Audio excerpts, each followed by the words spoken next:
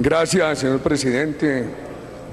Honorables senadores y muy distinguidos ministros y funcionarios. Las menciones que incumben a los gobiernos que presidí, a mi persona, a funcionarios de esos gobiernos, las he dividido en dos. Primero, referirme a la viga en el ojo propio y después a la paja en el ojo ajeno. El viceministro Gabriel García. El viceministro Gabriel García fue nombrado por el gobierno nuestro el 27 de junio de 2007. No vino por recomendación política alguna.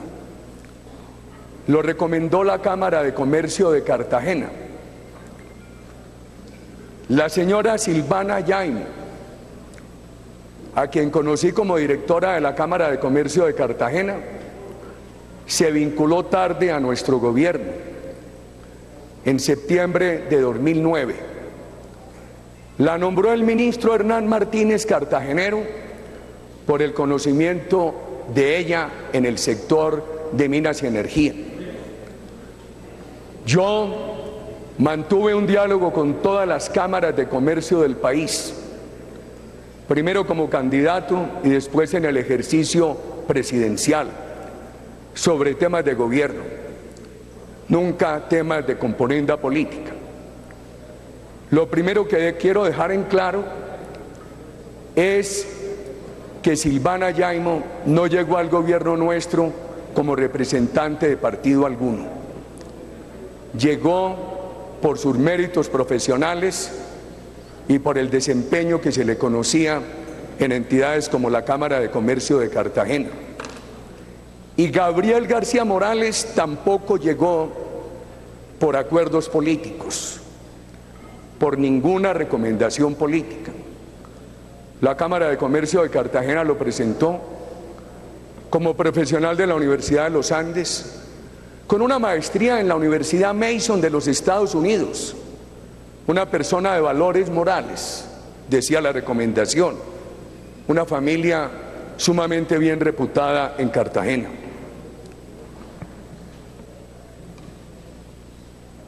El segundo caso de la viga en el ojo propio, el caso del doctor Oscar Iván Zuluaga, a quien estimo, porque tengo el mayor aprecio y el mayor respeto a él y a su familia. ¿Qué hay en el caso del doctor Zuluaga? No hay soborno. En el caso del doctor Zuluaga hay un contrato con una firma de publicidad del Brasil. Contrato que se registró aquí. El pago hizo parte de las cuentas de la campaña. Además, se giró por parte de la campaña del doctor Zuluaga al Tesoro Nacional una suma cercana a los 500 millones por el tema de IVA del contrato y de retención en la fuente. Apareció después en una revista del Brasil que la firma Odebrecht habría hecho un pago complementario. El doctor Zuluaga ha expresado que ese pago no fue convenido por él, con él, ni consentido por él. Y gallardamente ha suspendido su campaña para que se haga claridad sobre el tema. Yo quisiera conocer hoy qué pruebas tiene la Fiscalía General de la Nación para afirmar o dar a entender que la campaña del doctor Zuluaga consintió ese pago complementario de Odebrecht. Hasta el momento no conocemos esa prueba. Pero hay algo bien importante. Al doctor Zuluaga no lo tuvieron que citar a declarar al Consejo Electoral como al presidente de la República. El doctor Zuluaga pidió ser oído y ha expresado que quiere colaborar para que esta investigación llegue a su final con la mayor rapidez y que jamás ha estado en su mente jugarle a la caducidad. Fue mencionado aquí el doctor Iván Duque Márquez, pero la respuesta que le escuchamos me releva de cualquier comentario adicional. Su carácter, su preparación, su anticipada madurez y su transparencia, ustedes la han conocido en los 3 años que han compartido con él, distinguidos senadores. Sobre los comentarios del senador Robledo, en el caso de Daniel García, me referiré más adelante. El contrato de la Ruta del Sol. Nuestro gobierno emprendió unas obras de la mayor importancia para todo el país. Las autopistas de doble calzada, la malla vial vallecaucana, las dobles calzadas de la costa Caribe, las dobles calzadas de Bogotá a Boyacá a Los Llanos, la Ruta del Sol, la transversal de las Américas. La Ruta del Sol se dividió en 3 tramos y quiero decir esto al oído de los colombianos, de ustedes, senadores, y del señor ministro de Obras del actual gobierno. Esa Ruta del Sol se concibió y fue acompañada en todo el proceso por la Corporación Financiera Internacional del Banco Mundial. Se buscó la mejor compañía, la mejor asesoría para garantizar la mejor obra. En octubre de 2008 hubo una reunión con 300 empresas de todo el mundo para promover su vinculación a la Ruta del Sol. Los prepliegos se publicaron en marzo 10 de 2009 y anoto lo siguiente: el gobierno nuestro introdujo la obligación de los prepliegos como un paso necesario para garantizar transparencia en los procesos, para tener la posibilidad de discutir las condiciones de la licitación antes de su apertura definitiva y evitar pliegos al amaño, a la medida de algún proponente. Esos prepliegos se discutieron varios días. Los días 12 y 14 de marzo se publicaron en el periódico El Tiempo. Hubo varias reuniones de preguntas y de respuestas y la publicación definitiva fue el 27 de marzo. En mayo 4 y octubre 21 hubo 9 rondas de preguntas. El 14 de diciembre de 2009 vino la audiencia de adjudicación. Señor Ministro de Transporte, la audiencia pública de adjudicación fue otro paso introducido por nuestro gobierno en aras de la transparencia. Los colombianos recordarán los 2 meses de audiencia pública en la televisión para discutir, por ejemplo, la concesión del aeropuerto El Dorado. Se adjudicaron y por supuesto esas audiencias se suspendían y discutían los proponentes. Y finalmente se adjudicó el sector 1, el sector 2 y quedó aplazado el sector 3. Hablemos del tramo 2. ¿Cuál compañía ganó? Un consorcio denominado Ruta del Sol SAS, integrado por Odebrecht, 60%, Solarte, 5% y Corfi Colombiana, 33%. ¿Quiénes perdieron? Perdió Vías del Sol Autopistas, donde participaba la empresa española OHL, una empresa también de gran reconocimiento en el mundo. ¿Por qué perdió esa empresa? Porque no acreditó la experiencia. Me obligo a dar todos estos detalles porque una cosa es el soborno, el maldito soborno que tanto nos duele del viceministro, y otra cosa es la manera como se condujo el proceso de contratación. ¿Por qué no calificó el consorcio Vías del Sol Autopistas, donde participó la empresa española OHL, porque quiso presentar una experiencia en ferrocarriles y en el aeropuerto de Barajas. Y se le había dicho en la etapa de discusión del prepliego que esa experiencia no se aceptaba. No acreditó la experiencia requerida.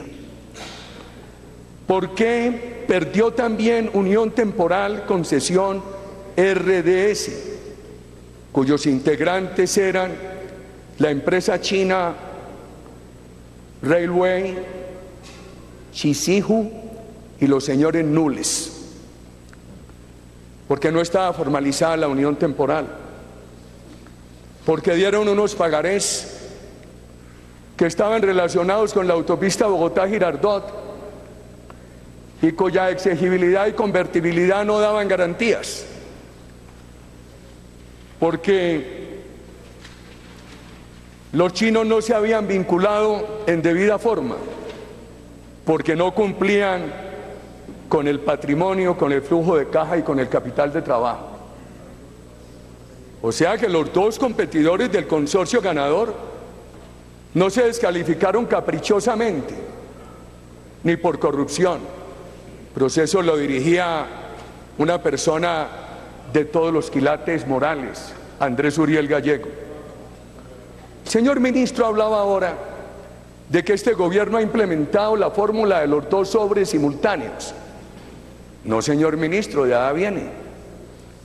Parece que usted, de pronto, por defender con el ahínco y la vehemencia con que defendió a este gobierno, no se tomó el trabajo de mirar. Eso se introdujo por su antecesor, por Andrés Uriel Gallego. Y a las empresas se les obligó a entregar simultáneamente los 2 sobres. El sobre para examinar los requisitos técnicos, financieros, legales y la propuesta económica. Por supuesto, al entregar esos sobres simultáneamente y encontrar que estos 2 consorcios no clasificaban, no se abrió su propuesta económica. Esa simultaneidad, usted lo dijo, es importantísima para evitar que después haya uniones ficticias, non santas. Fue otro paso que dio el gobierno nuestro en aras de la transparencia. Yo conocí esas empresas. Preguntarme a mí, investigarme a mí sobre mis reuniones no es difícil. Generalmente las suelo hacer de manera pública. Una norma de mi gobierno era reunirme aquí o en el extranjero con todas las empresas que tuvieran interés en Colombia para promover confianza de inversión en el país. El 29 de abril de 2009 me reuní con OHL en Madrid y después no cumplió los requisitos y quedó descalificada. El 18 de septiembre de 2009 recibí aquí a Odebrecht, como se ha publicado en los medios de comunicación. Me reuní en la Casa de Nariño con representantes muy importantes de los Nules, colombianos muy importantes, de la mayor connotación política y respetabilidad profesional. Iban allá como representantes de los Nules, también los recibí. Me reuní los señores Solartes, que tenían varios contratos con diferentes niveles del Estado, acudían a otra instancia de transparencia que introdujo el gobierno nuestro, el segmento de contratistas visibles en los consejos comunitarios. Aquí veo varios senadores de Boyacá. Recordarán, por ejemplo, cómo operaban esos segmentos de contratistas visibles en los consejos comunitarios para verificar cómo iba la doble calzada, cuáles problemas tenía esa vía de Bogotá a Vitama y a Sogamoso con prolongación al llano. Me veo obligado a decir todo esto porque esta noche se le dijo al país que aquí hay una corrupción sistémica y que todos somos iguales. Por eso le he pedido la venia al señor presidente para que me permita entrar en estos detalles. Hace muchos años conocí al doctor Mariño Samper. Hoy trabaja en Corficolombiana. A mí me tocó hacer una contratación honorable, todavía antes de los 30 años, como director de aeronáutica, para muchos aeropuertos como el de Medellín. Allá, en ese contrato con la firma Arinco, de un colombiano excepcional, Antonio Castilla Samper, trabajaba el doctor Mariño Samper. Lo encontré en el gobierno nacional trabajando en la concesión de la autopista al Llano. Interlocuté con ellos, porque nosotros le agregamos a la concesión inicial la construcción de 38 kilómetros de doble calzada, con toda la transparencia. Cuando llegamos a la presidencia, esa concesión para una calzada estaba adjudicada, pero no había empezado a aplicarse. ¿Por qué? Porque el gobierno no había pagado 60.000 millones para poner al día las obligaciones y que entrara la concesión. Además, como gobernador de Antioquia, al convertir en mixta la empresa de teléfonos Sedatel, tuvimos una experiencia buena, honorable, con el Grupo Aval, que adquirió parte de esas acciones. Veamos la paja en el ojo ajeno. La campaña de Santos de 2010. Ya se ha hablado de los 400 millones de dólares para unos volantes, dinero sin declarar. Pero yo sí quisiera que el señor fiscal general de la Nación adelantara la investigación que no quiso adelantar su antecesor sobre el pago de 12 millones de dólares a asesores políticos del gobierno por una gestión en nombre del narcotráfico que no tenían por qué adelantar asesores políticos del gobierno. La denunció El Espectador en 2014, pero se había adelantado en 2011. Nosotros recogimos la denuncia, también con muchos elementos. La probabilidad alta de que 2 millones de dólares hubieran ingresado a pagar deudas de la campaña Santos 2010. No quisieron investigar. Dijeron que no había pruebas. Claro que la había. Las declaraciones de los abogados, no obstante que protegieron la confidencialidad de los clientes, aportaban un principio probatorio suficiente para adelantar la investigación que el anterior fiscal no quiso adelantar. Claro que había pruebas, testigos de ese charter contratado por JJ Rendón, asesor político del gobierno, para viajar de Bogotá a Miami, que lo pagó en efectivo por 12.000 dólares en la compañía de Lina Luna, quien después apareció como la cónyuge del hacker, el hacker que se inventaron para hacerle daño a Oscar Iván Zuluaga y para tapar el tema de esta corrupción con los asesores políticos. A mí me pidieron, y lo hice en frente de testigos, que solicitara en la Embajada de los Estados Unidos, esto es muy grave, que uno de los dos asesores quería negociar con el gobierno norteamericano. Me dijeron que lo harían después de elecciones, y ese asesor vive cómodamente en los Estados Unidos, con mucho dinero. ¿Será que efectivamente negoció con los Estados Unidos? Y también vino el pago de Rodrigo Jaramillo, y no se ha investigado otra cantidad de pagos que se hicieron a la campaña Santos sin registrarlos, antes y después de las elecciones, después con la excusa de pagar las deudas. En esa campaña de 2014, como en la del plebiscito reciente, hubo borrasca de dinero electoral. Basta recordar que los grupos del sí declararon en las cuentas del plebiscito que se habían gastado 12.000 millones de pesos, y eso no sumaba todo el gasto del gobierno. los del no 2.000 millones de pesos. Pues bien, el dinero de Bula, miren esta coincidencia, el contrato de éxito de Odebrecht con Bula es de 5 de agosto de 2013 y el otro sí ilegal para poder adjudicar de manera también ilegal como adición contractual el tramo Ocaña-Gamarra fue el 14 de marzo de 2014.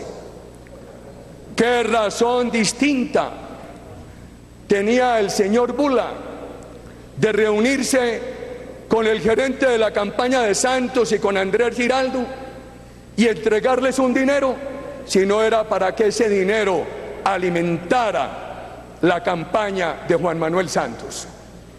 Nos ha dicho que ese dinero no entró a la campaña. Ahí hay un tema formal y un tema real. Que formalmente no hubiera entrado, como muchos que no entraron, que no los declararon, pero realmente ese dinero ayudó a esa borrasca de plata que se requirió por Juan Manuel Santos para ganar las elecciones de 2014. El contrato adicional. Aquí ya se ha dicho, la Corte ha sido muy clara y el Consejo de Estado. Esos contratos adicionales se aceptan dentro de los límites y de las cuantías de la ley, de los topes de cuantía, para completar las obras dentro del objeto de la obra. Pero ¿qué tiene que ver una vía transversal este-oeste con una vía longitudinal que era la sur-norte, que era la Ruta del Sol? Y además, el Consejo de Estado dio un concepto que las ministras y el gobierno desestimaron, de que no se podía adicionar de manera directa ese tramo. Por supuesto, aquí hay unos temas que preocupan. El tramo 2 de la Ruta del Sol tiene 500 kilómetros, por 2 calzadas son 1.000 kilómetros. Se contrató en 2.094.000 millones. Los 89 kilómetros de Ocaña a Gamarra, para una sola calzada, costaron 900.000 millones. Lo único que justificaría alguna diferencia en el precio unitario por kilómetro sería un trayecto no muy extenso de loma entre Fundación y Ocaña. Veamos la urgencia. En ese momento aparecían en el país tramos más necesarios, como Manizales, Mariquita, Puerto Salgar, medidos por el volumen de tráfico diario, Medellín, Barbosa, Cisneros, que después dijeron que no, que se pasaba a las autopistas. Y otro tramo como Bucaramanga, San Alberto, el tramo Caña-Gamarra, con menos de 4.000 vehículos diarios. Y aquí no se habló de la presión de la campaña sobre la ANI. Por ejemplo, de la presión del señor Riviera, hoy secretario de la Presidencia, sobre la ANI. Todas las visitas del equipo político del doctor Prieto y del doctor Prieto pidiendo contratos en la ANI. Por favor, si eso no es corrupción, ¿qué es? Y se dijo que era muy importante porque nutría el tráfico de la Ruta del Sol. Óigase bien, no lo nutre. El tramo Ocaña-Gamarra es un tramo que cruza la Ruta del Sol, pero que da la oportunidad que esa carga se lleve por el ferrocarril hasta ese punto recuperado por nuestro gobierno o por el río Magdalena. Sistemas de transporte más baratos que el de los vehículos, que el de los camiones. ¿De dónde acá se dice que eso iba a nutrir el tráfico de la Ruta del Sol? Eso fue un soporte artificial. Y dijo el presidente de la República que era para desembotellar a Norte de Santander. Nada de eso, señor presidente. El desembotellamiento de Norte de Santander implicaba mejorar las condiciones de la carretera entre Ocaña y Cúcuta, o hacer la carretera que este gobierno suspendió de Tibú, Convención La Mata. Ocaña está en todo el límite occidental de Norte de Santander. Esos 89 kilómetros corresponden prácticamente al Cesar, apenas una mínima parte a Norte de Santander. Si se hace ese tramo y no se mejoran los 135 kilómetros entre Ocaña y Cúcuta, la frontera, este tramo queda inútil. Pero además, señor ministro, ojalá enmendaran esto, porque veo que están haciendo una gran publicidad a las concesiones de cuarta generación, pero no han dicho las obras que pararon. Ustedes, este gobierno, usted no, paró una obra muy importante para Norte de Santander, la vía Tibú, Convención La Mata. Dijeron, es que cuesta 350.000 millones y Uribe no dejó sino 100.000 millones. Contratado honorablemente. Si le hubieran aportado 70, 80.000 millones al año, estaría lista. Y es así que le habría ayudado a Norte de Santander. Quiero hacer dos comentarios sobre el crédito del Banco Agrario para la concesión Navelena. Primero, en ese momento uno veía algunas tasas de interés en el banco, DTF más 9 para pequeño productor, DTF más 7 para campesino pobre, DTF más 2 para víctimas. Y a Odebrecht le prestaron con la tasa de víctimas. Yo creo que eso no tiene presentación. Pero hay un punto que no se ha tratado hoy. La filial colombiana de Odebrecht en ese momento aparecía con activos por 25.494 millones y por pasivos superiores, pasivos por 29.399. Y así todo le aprobaron ese pleito, ese préstamo. Está muerto Andrés Uriel Gallego, un hombre impoluto. ¿A qué estuviera dando la cara?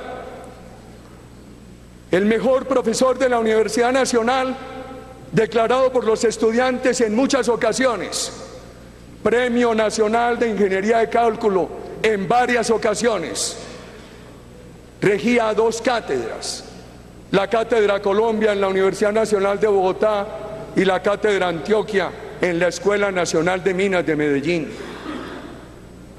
Hizo 2.800 contratos como secretario de Obras de Antioquia, con toda la transparencia.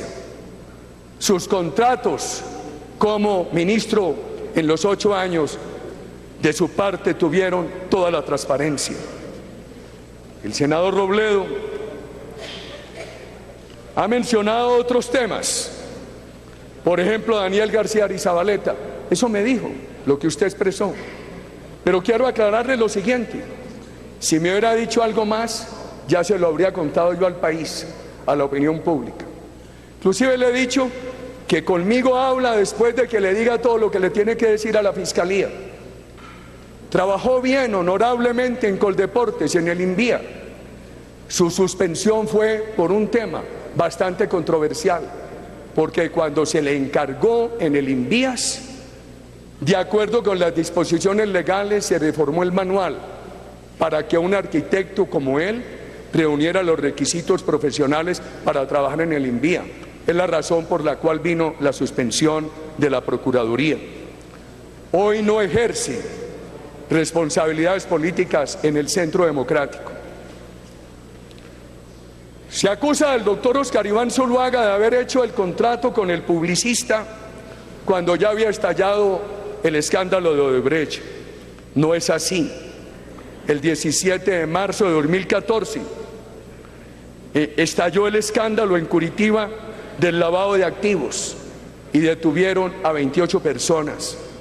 Fue el 2 de agosto de 2016 cuando acusaron a Odebrecht de tener un cartel para distribuir contratos.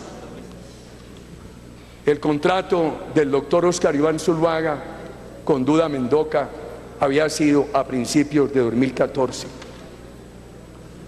Solamente en octubre de 2016 presentaron los cargos contra Marcelo Odebrecht.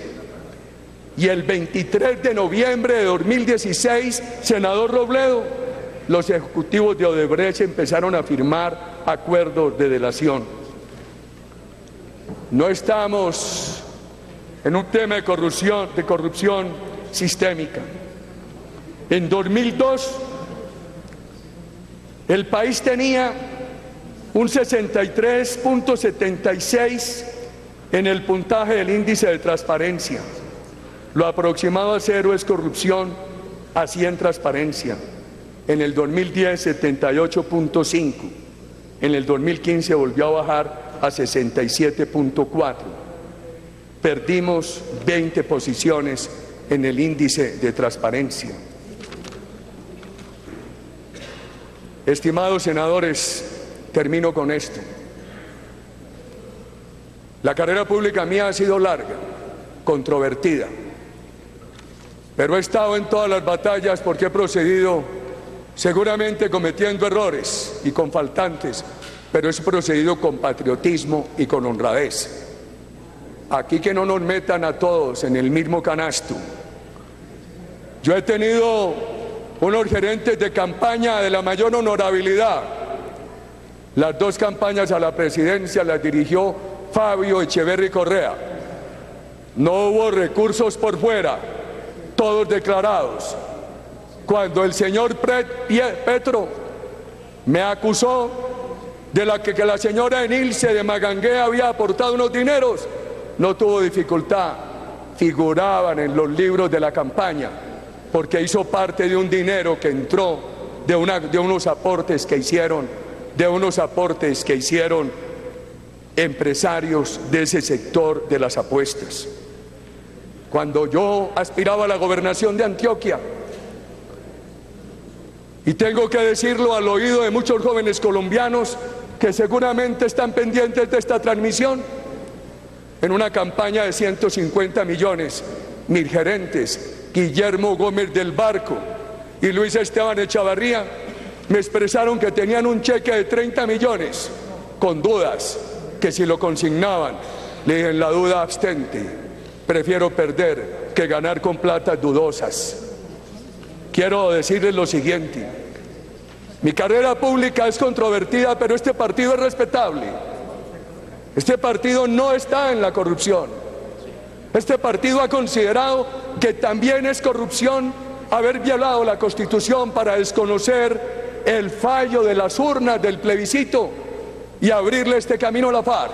Este partido también ha considerado que corrupción es lo que está ocurriendo, que sin entregar las armas, que hablaron de 400 escondrijos y ya tienen lapsus de 900, y sin embargo el señor Santrich manda a sus delegados a los Montes de María a ofrecer dineros internacionales para que allí voten por los que serán los candidatos de la FARC, tanto en la circunscripción ordinaria como en la circunscripción especial.